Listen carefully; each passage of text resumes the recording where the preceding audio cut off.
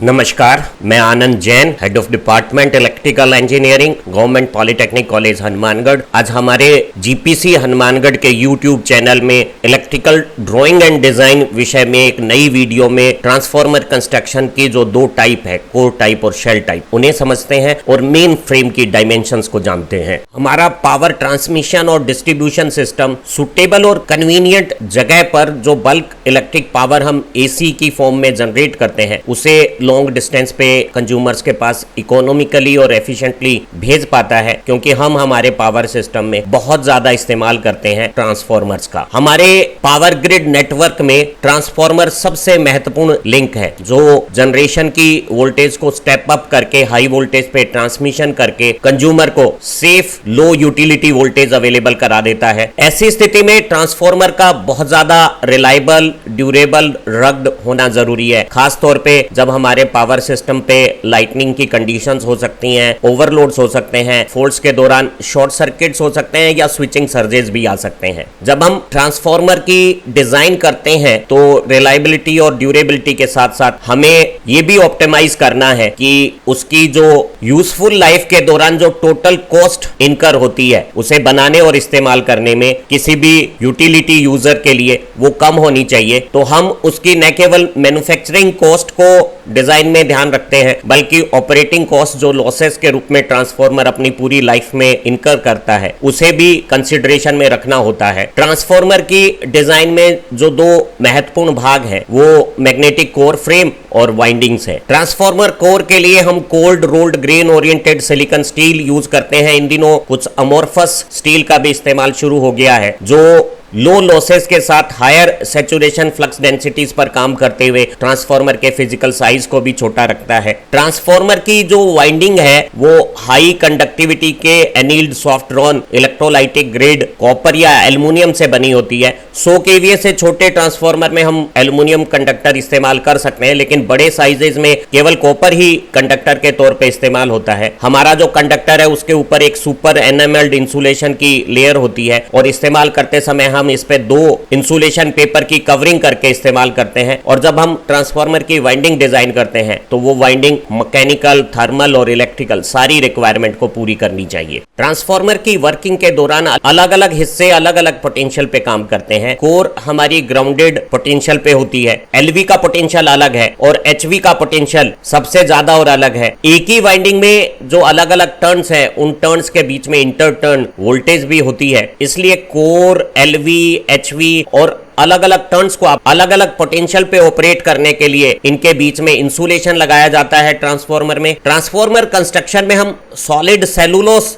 Insulating materials का इस्तेमाल करते हैं, जो पेपर, कार्डशीट, कार्डबोर्ड के रूप में हो सकते हैं, और साथ में ट्रांसफॉर्मर ऑयल का इस्तेमाल करते हैं छोटे डिस्ट्रीब्यूशन ट्रांसफॉर्मर्स में। जो सबसे महत्वपूर्ण और प्रमुख इंसुलेशन है वो एलवी, जो हमने यहाँ पीली हाइलाइट्स के साथ दिखाई हुई है, और एचवी जिसमें ये राउंड कंडक्टर हमने दिखाए हैं, उनके बीच में ये प्रेस बोर्ड का इंसुलेशन है, या फिर एलवी और कोर के बीच में यहाँ ये प्रेस बोर्ड का इंसुलेशन है। कोर और एलवी के बीच में या एलवी और एचवी के बीच में इस्तेमाल किए जाने वाला press board extremely pure cellulose fibre से बने हुए पेपर से बनता है। इस पेपर को मैन्युफैक्चरिंग प्रोसेस के दौरान केमिकली ट्रीट करके और हाई प्रेशर्स के साथ कॉम्पैक्ट करके एक थिक सॉलिड बोर्ड शेप दे देते हैं। जहां हमें ज्यादा इंसुलेशन की जरूरत होती है या अंदर जो हीट से टेम्परेचर राइज की संभावनाएं हैं उन्हें हीट डेसिपेट करनी हो तो हम कुछ स्पेसर का इस्तेमाल करते हैं, जैसे कि हमने यहाँ एलवी और एचवी के बीच में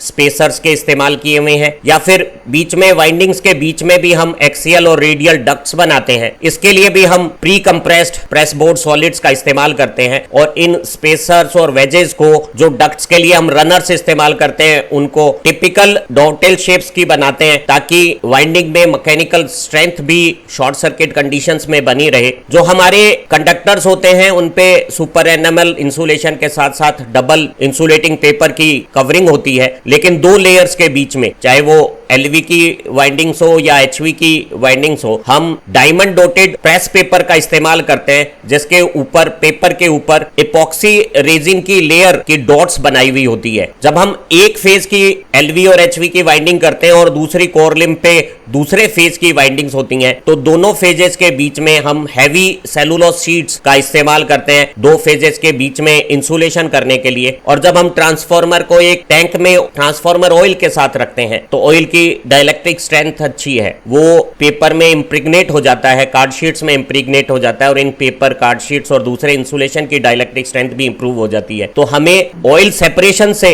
रिक्वायर्ड एक्स्ट्रा इंसुलेशन मिल जाता है। ट्रांसफार्मर कोर के ऊपर कंसेंट्रिक वाइंडिंग्स को बनाते समय कोर के ठीक ऊपर पहले ये येलो हाईलाइट में और ब्लू फ्रेम में दिखाई गई LV वाइंडिंग्स है उसे लगाते हैं और शान हाईलाइट वाली HV LV के ऊपर लगाई जाती है। इससे हमें ट्रांसफार्मर की डिजाइन में इंसुलेशन की कॉस्ट में कमी आती है और इंसुलेशन की लाइफ बढ़ती है, क्योंकि LV और कोर के बीच में पोटेंशियल डिफरेंस कम है, इसलिए ये इंसुलेशन जो कोर और LV के बीच में चाहिएगा वो हमें कम चाहिएगा। जैसे यहां दिख रहा है कि कोर और LV के बीच में ये हमने एंडफिल इंसुलेशन लगाया वो कम है, लेकिन यही इंसुलेशन जब हम कोर और HV के कंडक्टर के बीच में लगाते हैं तो हमें ज्यादा लगाना पड़ता है। तो आप देखिए कि LV और कोर के बीच में इंसुलेशन कम लगता है। LV और HV के बीच में जब हम इंसुलेशन लगाते हैं तो यहां एक्स्ट्रा इंसुलेशन ऑयल की मदद से यहां सेपरेटर लगा देते हैं, उनकी मदद से पाते हैं और इन सेपरेटर के बीच में जो डक्ट्स बनती है उन डक्ट्स में ऑयल का फ्लो होने से कूलिंग भी हमें प्राप्त हो जाती है। कोर और वाइंडिंग की रिलेटिव ओरिएंटेशन के हिसाब से ट्रांसफार्मर की कंस्ट्रक्शन की दो टाइप है, कोर टाइप ट्रांसफार्मर और शेल टाइप ट्रांसफार्मर। जरा उनके बारे में समझते हैं। कोर टाइप ट्रांसफार्मर का आइसोमेट्रिक व्यू और फ्रंट एलिवेशन यहां शान हाईलाइट में दिखाया हुआ है और येलो हाईलाइट में हमने शेल टाइप ट्रांसफार्मर का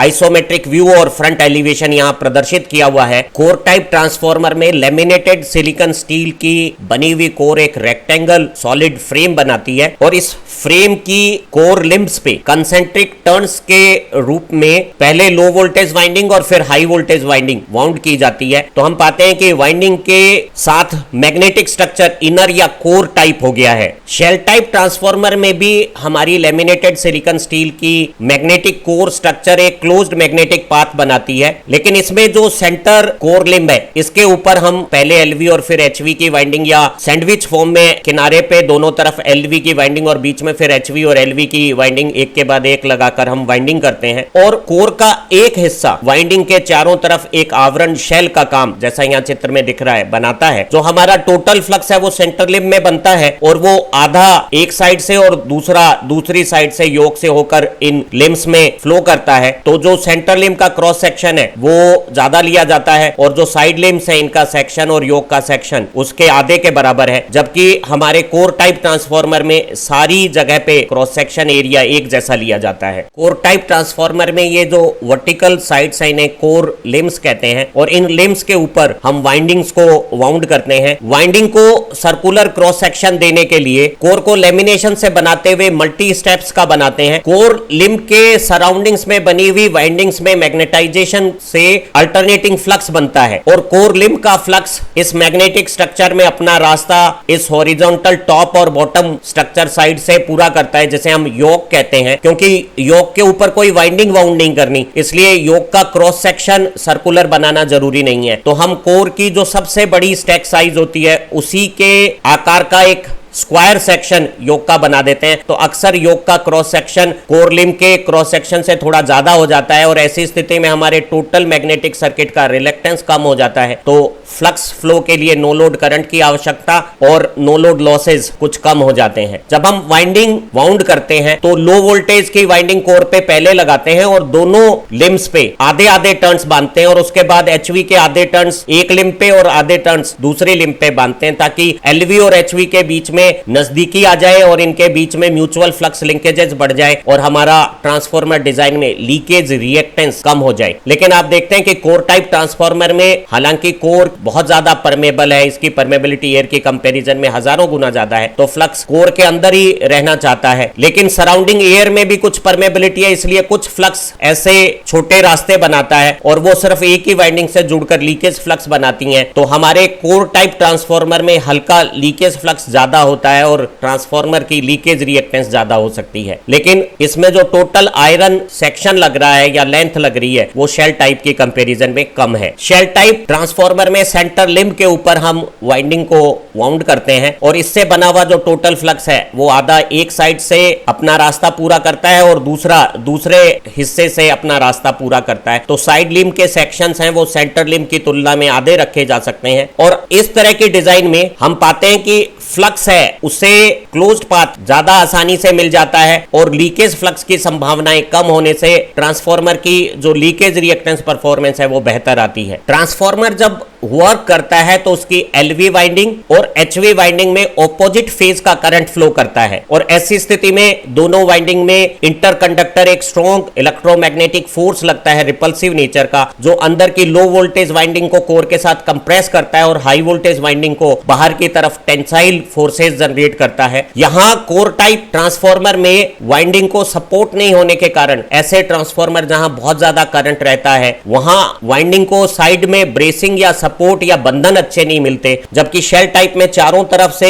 कोर की कवरिंग होने के कारण ऐसे हैवी करंट वाले और शॉर्ट सर्किट कंडीशंस पे काम करने वाले वेल्डिंग ट्रांसफार्मर के लिए शेल टाइप कंस्ट्रक्शन सुटेबल मानी जाती है। लेकिन अगर आप मैग्नेटिक स्ट्रक्चर की कॉस्ट देखें तो वो कोर टाइप में कम होगी और शेल टाइप में ज्यादा होगी और दोनों में वाइंडिंग हम लोग जब डिजाइन समझेंगे तो चीजें और ज्यादा अच्छी तरह से समझ में आएगी, वो बराबर अमाउंट की लगती है। एक शेल टाइप स्ट्रक्चर में लीकेज रिएक्टेंस के असर को कम करने और लीकेज प्रोफाइल को और इंप्रूव करने के लिए सैंडविच वाइंडिंग कंस्ट्रक्शन भी यूज की जाती है। जब हम शेल टाइप ट्रांसफार्मर में सैंडविच वाइंडिंग करते हैं तो यहाँ शान हाईलाइट में जो एलवी वाइंडिंग्स हैं वो अल्टरनेट फॉर्म में रखते हैं और एलवी के बीच में हम एचवी वाइंडिंग्स को, जैसा कि मेजेंटा हाईलाइट में दिख रहा है, अल्टरनेट लगाते हैं ताकि एक दूसरे के साथ इनकी म्यूचुअल कपलिंग बढ़ जाए और सारा फ्लक्स क्योंकि कोर में ही रहेगा तो लीकेज फ्लक्स की अमाउंट कम हो जाएगी। यहां भी जब हम इंसुलेशन की सेविंग चाहते हैं और इंसुलेशन की लाइफ ज्यादा चाहते हैं तो कोर के बिल्कुल करीब पहले एलवी बांधते हैं और एचवी दोनों तरफ एलवी के बांध कोर से दूर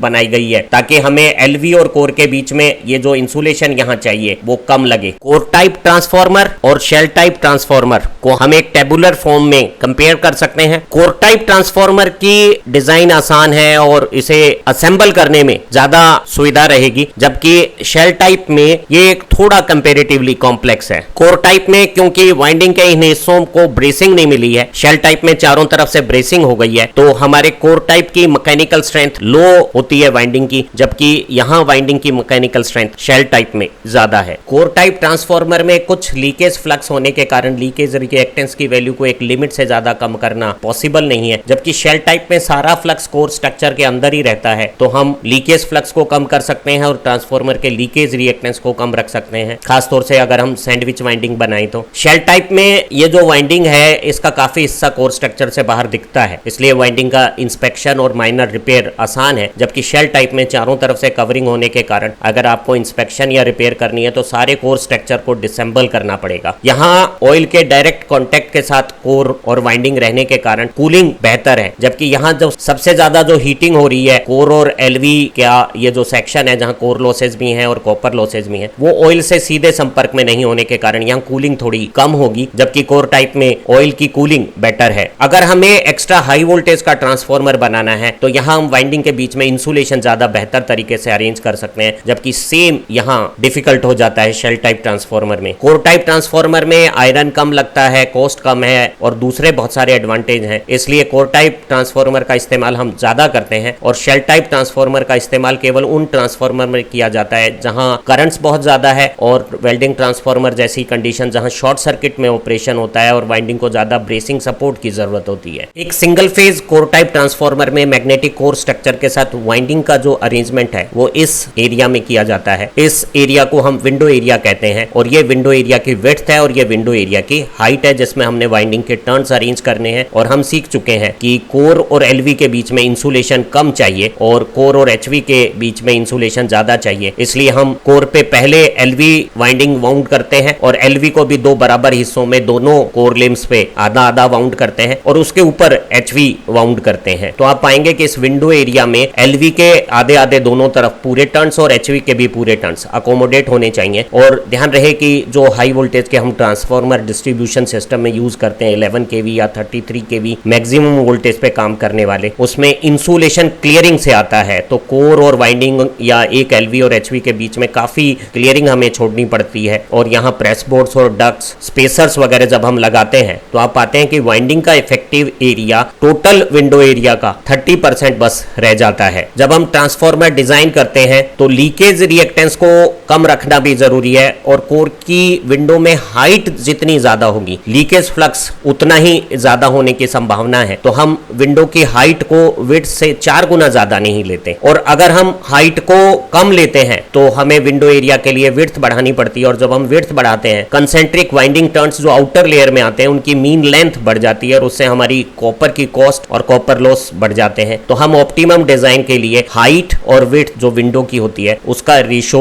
2 से 4 के बीच में रखते हैं। शेल टाइप ट्रांसफार्मर में हमारे पास 2 विंडो है बराबर एरिया की और एक विंडो में सारे LV और HV के टर्न्स अकोमोडेट करने हैं। तो हमने LV और HV के टर्न्स के क्रॉस सेक्शन और सराउंडिंग इंसुलेशन स्पेसिंग डक्ट्स इन सब का अकोमोडेशन इस विंडो में करना होता है। एक single phase core type transformer के मैग्नेटिक फ्रेम की डायमेंशंस को समझते हैं। इस कोर लिम्ब पे वाइंडिंग को सर्कुलर शेप देने के लिए, इसका क्रॉस सेक्शन सर्कुलर बनाने के लिए स्टेप्ड कोर लेते हैं, जहां बीच में स्टेप्स की साइज बड़ी होती है और किनारों पे छोटी स्टेप साइज के हम कोर लैमिनेशंस लेते हैं। जो सबसे बड़ी कोर स्टेप साइज है उसे हम A नोमेनक्लेचर से इंडिकेट करते हैं। तो ये जो विड्थ है वो A को इंडिकेट कर रही है। कोर लैमिनेशंस की जो अलग अलग स्टेप्स है उसके किनारों पर फिलिंग पैकिंग मटेरियल डालकर इसके चारों तरफ एक सिलेंड्रिकल इंसुलेटिंग सिलेंडर कार्डबोर्ड का लगा देते हैं और उसके बाद हम पहले LV और फिर HV की वाइंडिंग करते हैं। जो LV की वाइंडिंग करने के लिए कोर के चारों तरफ ये जो सर्कुलर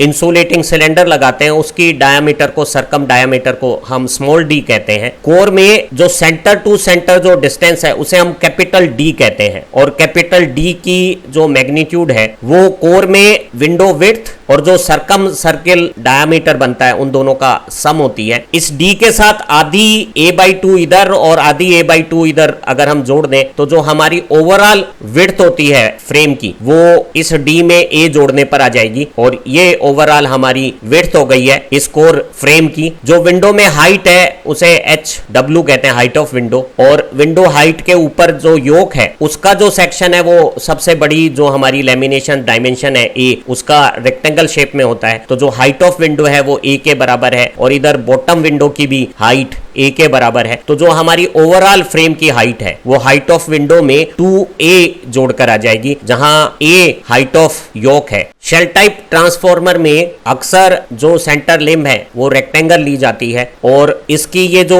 विड्थ है वो साइड लिम्ब्स की कंपैरिजन में डबल ली जाती है और इसकी जो थिकनेस है वो अगर B ली गई है तो इसका cross section area 2A into B हो गया है। और इस 2A into B cross section area पे हमने पहले LV और फिर HV वाइंडिंग यहाँ विंडो एरिया में अकोमोडेट कर ली है। तो हमारी जो कोर है उसकी विड्थ B है और जो हमारा सेंटर लिम्ब की डायमेंशन 2A है, जबकि योक की हाइट तो A है और विड्थ B है। जो हमारे योक की जो ओवरऑल लेंथ है वो यहाँ दोनों तरफ हमारी विंडो की विड्थ आ जाएंगी और ये A, ये 2A और A अगर हम जोड़ेंगे तो ये सारी 2 times window width plus 4A हो गई है। और जो ओवरऑल हाइट है वो विंडो की हाइट के साथ ऊपर A और नीचे A जो योक की हाइट है वो जोड़ने पर ये आ जाएगी। और इस तरह से हमारा फ्रेम, मैग्नेटिक फ्रेम की सारी dimension shell type transformer single phase में आ जाएगी। हमारे पावर सिस्टम में 3 फेज सिस्टम को सिंगल फेज की कंपैरिजन में कुछ एडवांटेज प्राप्त है। 3 फेज जनरेशन आसान है, 3 फेज पावर ट्रांसमिशन और डिस्ट्रीब्यूशन आसान है और यूटिलिटी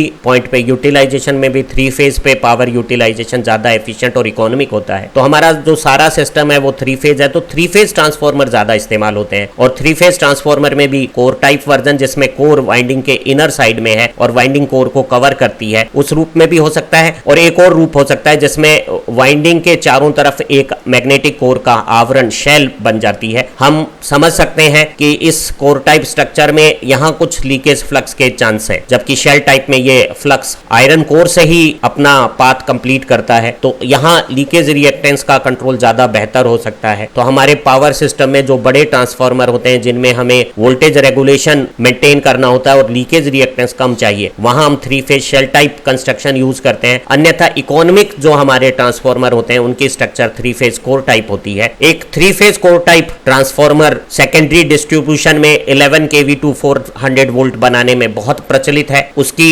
डायमेंशंस और मेन फ्रेम की सारी कंस्ट्रक्शन को समझते हैं। इस 3 फेज कोर टाइप ट्रांसफार्मर में ये जो कोर स्ट्रक्चर में जो वर्टिकल लिम्स हैं, तीनों फेज की 3 अलग अलग कोर लिम्स के ऊपर हमने अलग अलग फेज की LV और HV वाइंडिंग्स को वाउंड करना है। इसके सेक्शन को कोर की शेप को सर्कुलर बनाने के लिए स्टेप लेते हैं और बीच की स्टेप की साइज बड़ी है और जो सबसे बड़ी स्टेप साइज होती है उसे हम A बोलते हैं। और इस A के चारों तरफ कुछ फिलिंग और पैकिंग मटेरियल लगा के हम इंसुलेटिंग सिलेंडर सर्कुलर शेप का लगा देते हैं और उस सिलेंडर के जो डायामीटर है, सरकम डायामीटर, उसको स्मॉल d कहते हैं। कोर फ्रेम में वाइंडिंग के टर्न्स इन 2 एरियाज में आते हैं, इन्हें विंडो बोलते हैं। और विंडो एरिया की विड्थ और हाइट का जो रेशियो है वो इस तरह से डिजाइन किया जाता है कि हमें ओवरऑल इकोनॉमी भी आए और लीकेज रिएक्टेंस की वैल्यू भी कंट्रोल रहे। तो हाइट विड्थ से 2 से 4 गुना रखी जाती है। Height of width is cap 2 to 4 times width of window. अगर हम हाइट बढ़ाते हैं और विड्थ घटाते हैं सेम विंडो एरिया के लिए तो हमारी कॉपर में सेविंग आएगी लेकिन लीकेज रिएक्टेंस बढ़ जाएगा। और इसी तरह से अगर हम हाइट कम रखते हैं और विड्थ ज्यादा रखते हैं तो हमें मीन टर्न की जो लेंथ है वो तो ज्यादा आएगी, तो कॉपर की कॉस्ट बढ़ जाएगी लेकिन लीकेज रिएक्टेंस भी कंट्रोल हो जाएगा। अगर हम विड्थ ऑफ विंडो में सरकम डायामीटर को जोड़ लेते हैं तो ये सबसे महत्वपूर्ण हमारी डायमेंशंस आ गई है। जो सेंटर से सेंटर के बीच में कोर लिम के बीच की दूरी है जिसे हम कैपिटल D कहते हैं, और 2 कैपिटल D के साथ अगर हम आधी A/2 इधर और A/2 इधर जोड़ देते हैं तो हमारी जो 2D + A ओवरऑल योक की या हमारे इस फ्रेम की विड्थ हो गई है। अगर हम हाइट ऑफ विंडो में योक की हाइट जो कि सबसे बड़ी कोर स्टेप्स साइज A के बराबर है टॉप और बॉटम दोनों जगह पे, तो हमारी हाइट ऑफ विंडो के साथ अगर हम 2A जोड़ देते हैं तो हमारी ओवरऑल हाइट कोर फ्रेम की हमारे पास आ जाएगी, जैसा कि हमने यहाँ इस पीली हाईलाइट में आपको प्रदर्शित किया है। उम्मीद है आज की इस वीडियो से आपको ट्रांसफार्मर कंस्ट्रक्शन में कोर टाइप और शेल टाइप के मैग्नेटिक फ्रेम की सारी डिटेल समझ में आ गई होगी। अगली वीडियो में हम कोर के लिम का क्रॉस सेक्शन एरिया कैलकुलेट करना और डिजाइन करना सीखेंगे और अलग अलग स्टेप्स के साइज ट्रांसफार्मर की KVA रेटिंग के साथ किस तरह से हम डिजाइन करते हैं वो जानकारी प्राप्त करेंगे। हमारी सारी वीडियो से आपको इलेक्ट्रिकल मशीन डिजाइन की कंसेप्ट थोरोली क्लियर हो जाएगी। आप अच्छा पढ़ें, तरक्की करें। Have nice time, happy learning. और इस वीडियो देखने के लिए बहुत बहुत धन्यवाद।